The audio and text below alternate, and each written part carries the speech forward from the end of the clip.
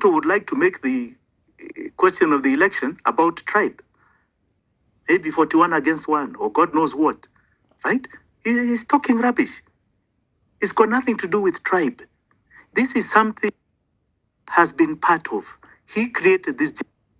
Normally, they say when you start doing bad things, you look for communities to save you, for community to protect you. This is all he's doing. It has nothing to do with any community. It is a community of Kenyans that have. An economic genocide has been done on us, and we must understand how it has been done, what has been done, and that the answer is to remove this problem. You cut off debt, we are free of that genocide. And we need, that is the true question of the next election cycle.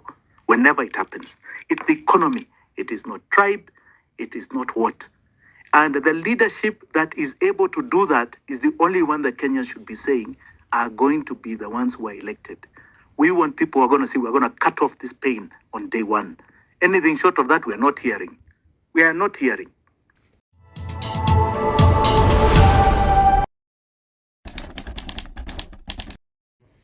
Yeah, thank you. Thank you very much, Hilary. And thank you all for the wonderful questions. I think some of you were not here when I started. And it's important to calculate what I said. I said that we have a problem that we have had for 100 years of a system that was brought to us by a private company that became a government. And that system was about exploitation, extraction, and dominance. That is the bed of corruption. That is the bed of what Milton is calling economic genocide. That is where it is anchored. So we have an onerous duty to change that system. And you change that system with ideology. We must create our own system. What we are living today is a system brought to us by a colonialist. We have to change that system. We have to create a system which is not about extraction from our land, that is not about exploitation of our people, that is not about domination of our people. And we fortunately have got a very good constitution that anchored our political rights and give us a platform to do it. And that platform that we are trying to do is the economic liberation. This is what we now need to deal with. And this is where all your questions are answered, whether it is corruption, theft, economic genocide. This is where they're answered, but we've got to understand that we've got to change the system. So going to Lady Justice, you talked about how is education and productivity together. And we had a question from Mizani about 844 and CBC. Performance-based and competence-based. What is this about our education system? What is it that was put to us by the Mzungu? Was he creating leaders, entrepreneurs, slaves? What? What was he producing? Because this is something we inherited from him, and we are still inheriting from him. What system, what product are we getting at the end? I'll give a comparison to a place called South Korea. South Korea, they tell you categorically, because the South Korean economy grew primarily because of the taking over the shipbuilding industry. They then got into technology. And they have a very basic education. They tell you, you need to be able to speak, have communication skills. You need to have modicum of critical thinking through math. Rest will come as you and. But there are two things that will ensure that you have employment.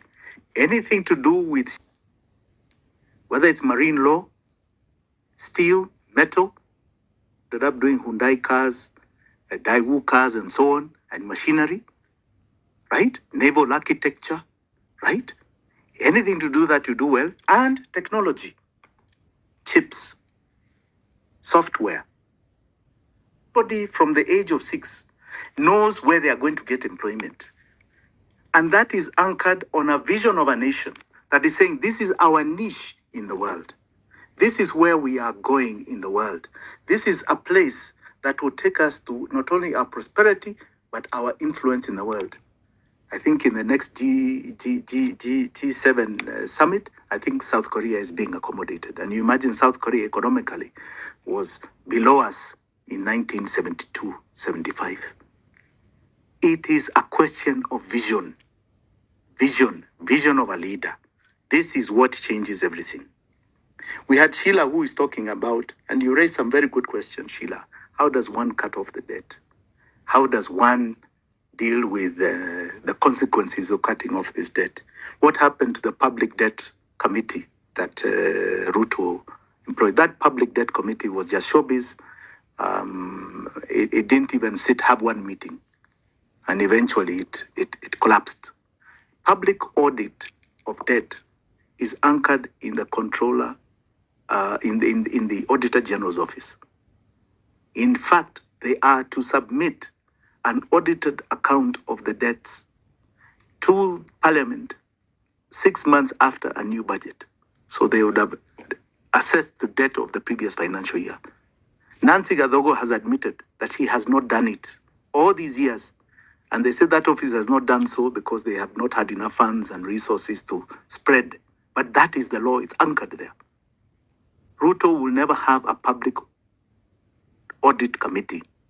In fact, that one that was there, it was Gen Z that pushed it to a large degree, but it is something that was embedded and put by the World Bank and IMF, who said, we're having a lot of queries about this debt. What exactly has been going on here? And I hear they are still pushing, but I believe it is something that he will keep avoiding. He will say it's the Auditor General who's supposed to do it. It will be contested in court if you do otherwise, and he will never be funded to do it.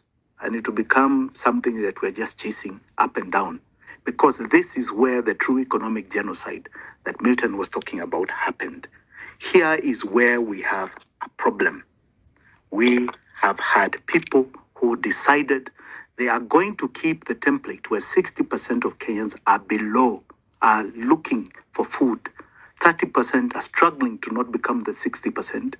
And 10% are really running the show here, but only 1% are the so-called crooks, are the ones who make sure that this is embedded. Now, that 1% is the same 1% that tries to put out an election question. Izani talked about campaigning. We are campaigning because when we are talking and educating, we are trying to tell you and try and tell every Kenyan here that our problem is economic. And the problem in the economy is not your productivity. It's not you who is working very hard. It's not you that is anchored in getting an education to come for a job. No, it's not you no. There is, as Milton put it, an economic genocide that has been done on you. And that economic genocide is this debt. It is taking away. You will never produce. You will never produce. Never produce enough to take care of it. You'll never produce enough to come out of the 60% below poverty. You are going to be slaves to this for the next 60 years unless we cut it off. And if people understand that this is the problem, that is the real question of any of the next election, then we are there.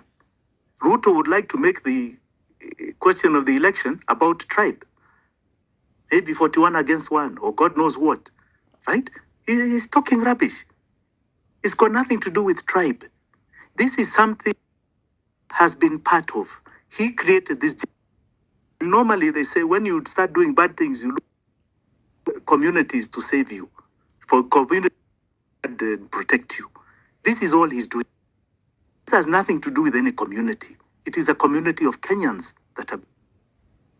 An economic genocide has been done on us, and we must understand how it has been done, what has been done, and that the answer is to remove this problem. You cut off debt, we are free of that genocide. And we need, that is the true question of the next election cycle. Whenever it happens, it's the economy. It is not tribe. It is not what.